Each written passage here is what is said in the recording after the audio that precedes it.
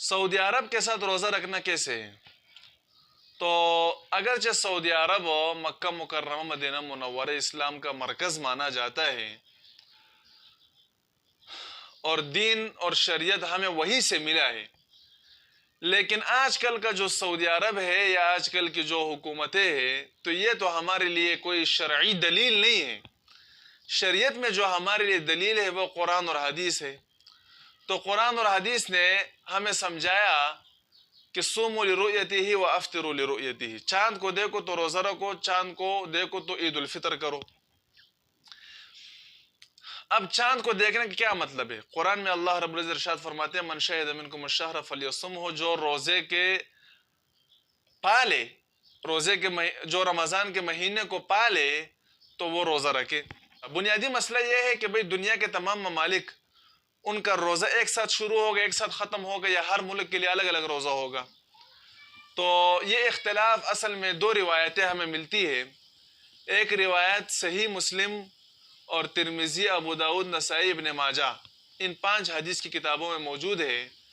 حضرت قریب رحمۃ اللہ علیہ جو تابعی ہے، ان کو حضرت عباس رضی اللہ تعالیٰ عنہ کی بیوی ام الفضل رضی اللہ تعالیٰ عنہ نے مدینہ منورہ سے شام بھیجا، اور شام میں امیر المؤمنین حضرت امیر معاویہ رضی اللہ تعالیٰ عنہ کی حکومت تھی اور وہ خود بھی شام میں تھے۔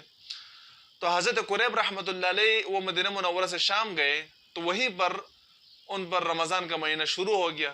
کئی دن گزار کر جب واپس آئے تو حضرت عبداللہ ابن عباس رضی اللہ تعالیٰ عنہ نے حضرت قریب سے پوچھا کہ آپ لوگوں نے رمضان کا چاند کب دیکھا؟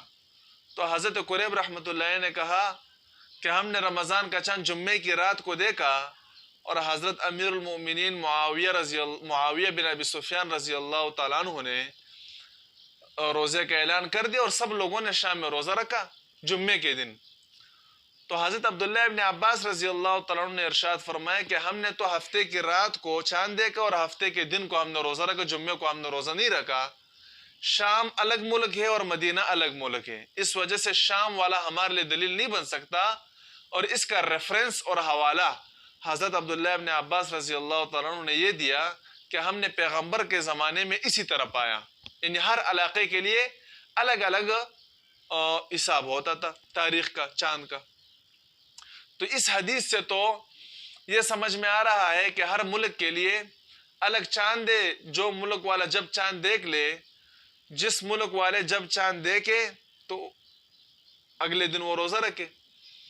ایک دوسری روایت ہمیں ملتی ہے سنن ابو داؤد میں، کہ جس میں شعبان کی 29ویں تاریخ کو آپ صلی اللہ علیہ وسلم اور صحابہ نے چاند کو دیکھنے کی بڑی کوشش کی لیکن نظر نہیں آیا۔ کل عصر کو ایک قافلہ دوسرے علاقے سے آیا اور انہوں نے بتایا کہ ہم نے کل چاند دیکھا تھا، تو آپ صلی اللہ علیہ وسلم نے ارشاد فرمایا کہ اس روزے کی قضا کر لو پھر۔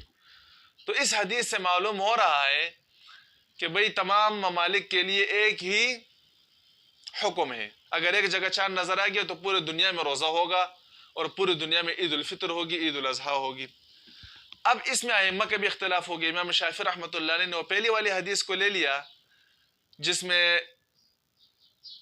امام شافعی رحمۃ اللہ علیہ کا مذہب یہ ہے کہ ہر ملک کے لیے الگ الگ مطلع ہے، الگ الگ چاند ہے، یعنی جس کو چاند نظر آ گیا وہ روزہ رکھے، دوسرے ملک والے ان کے ساتھ روزہ نہیں رکھیں گے جب تک ان کو چاند نظر نہیں آئے گا۔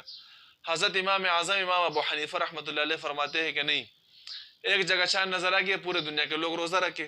یہ تو ان کے مذاہب ہو گئے، یہی بنیادی مسئلہ ہے، حدیث سے ثابت ہے۔ لیکن دوسری طرف قرآن اور حدیث میں ہمیں یہ حکم بھی ملتا ہے، یا ایھا الذین آمنوا اطیعوا اللہ واطیعوا الرسول واولی الامر منکم، حکمرانوں کی اطاعت کرنا بھی فرض ہے۔ اب جس مسئلے میں علماء کے اختلاف ہو جائے، حدیث کے اختلاف ہو جائے اور حکمران اس میں ایک کو متعین کر دے تو چاہے وہ جس مسلک پر بھی ہو، علماء کا اس مسئلے میں اتفاق ہے کہ حکمران کی تابعداری کی جائے گی اس مسئلے میں، کیونکہ مسئلہ اختلافی ہو گیا، اب دونوں رائے درست ہیں۔ اب ایک کو اگر حکمران متعین کر دیتا ہے تو اسی پر عمل کرنا ضروری ہو جائے گا، اس کی خلاف ورزی کرنا جائز نہیں ہے۔ تو اب ہم پاکستان میں رہتے ہیں تو پاکستان کی حکومت اگر وہ اس رائے کو ترجیح دیتی ہے کہ ہم چاند دیکھیں گے تو اعلان کریں گے، روزہ رکھیں گے، تو ہم اسی کے مطابق عمل کریں گے۔ سعودی کے ساتھ اگر کوئی روزہ رکھتا ہے، ایک تو اس سے حکومت کی خلاف ورزی بھی لازم آئے گی جو شریعت میں ناجائز ہے۔ دوسری بات یہ ہے کہ سعودی الگ ملک ہے، یہاں پر ہمارا الگ ملک ہے، سعودی کے احکام یہاں پر نافذ نہیں ہوتے۔ تیسری بات یہ ہے کہ سعودی والے جو ہے وہ چاند کو بھی نہیں دیکھتے، بلکہ وہ چاند کی پیدائش کا اعتبار کرتے ہیں۔ حالانکہ چاند کی پیدائش جب ہو جائے تو 18 گھنٹوں سے پہلے وہ نظر نہیں آتا، اور شریعت نے نظر کا اعتبار کیا ہے، پیدائش کا اعتبار نہیں کیا ہے۔ اور سعودی والے وہ پیدائش کا اعتبار کرتے، جیسے چاند پیدا ہو گیا تو وہ فوراً جو ہے اعلان کر دیتے ہیں روزے کا۔ حالانکہ چاند پیدا ہونے کے شریعت میں اعتبار نہیں ہے، حدیث میں جو ہمیں حکم ملتا ہے وہ دیکھنے کا حکم ملتا ہے، اور دیکھنے کے ساتھ ہی روزہ ہمارا شروع ہوگا۔ تو پاکستان میں کسی کے لیے اس کی اجازت نہیں ہے کہ وہ سعودی کے ساتھ روزہ رکھے۔ ہاں، سعودی جائے، ان کے ساتھ روزہ رکھے۔